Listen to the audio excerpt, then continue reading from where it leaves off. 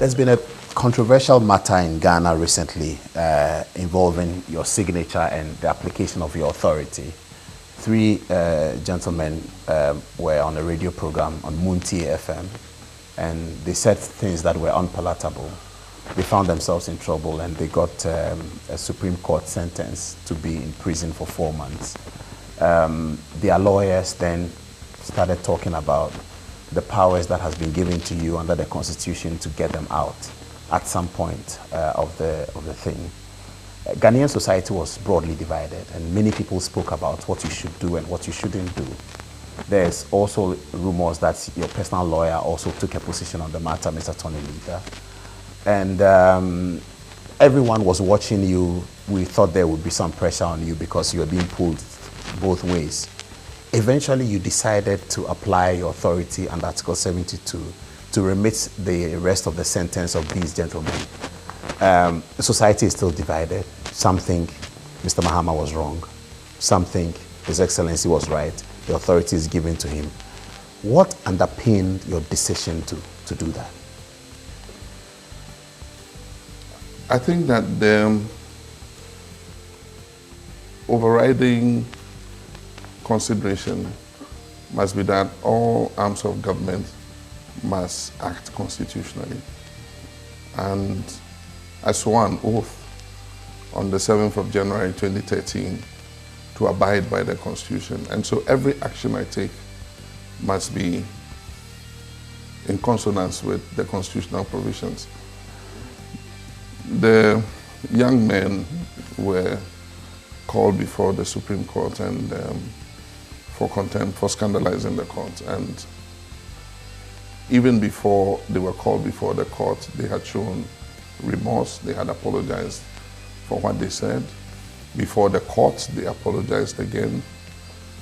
When they were sentenced in mitigation, they asked for mercy and apologized, retracted everything they said. And even after they were sentenced and left the court and went to prison, they still, in written and verbal form, expressed absolute regret for what they did.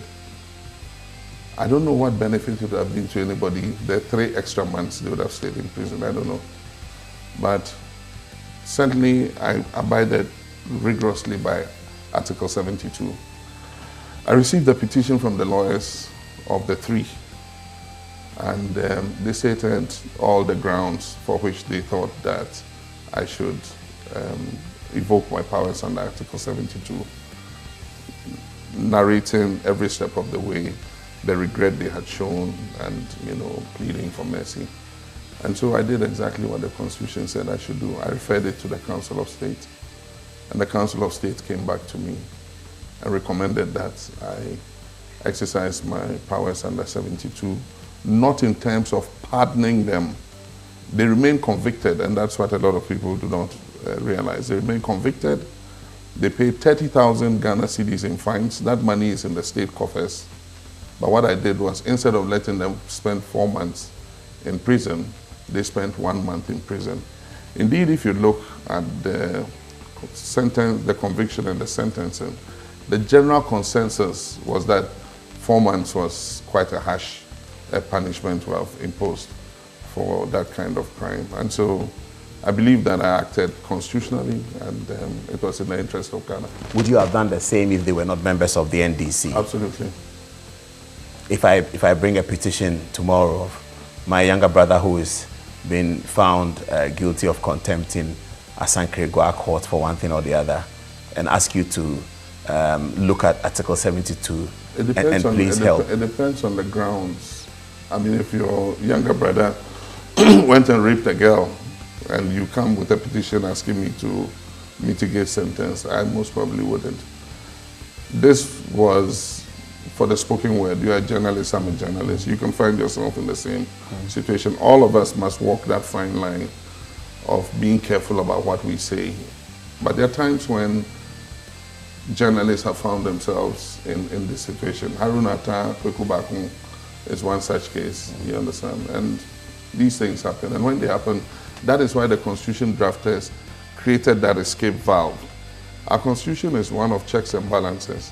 And so you have the Parliament checking, a check on the powers of the President. you have the Supreme Court as the final arbiter. And so there are very many checks and balances in our Constitution. And the Constitution drafters put in the prerogative of mercy for the circumstance where, you know, even though a conviction might be right, there must be some extenuating, you know, power that is able to say that, yes, you were convicted properly, but, you know, we are able to grant you this remission based on certain factors. And that's exactly what we did. It must not be arbitrary.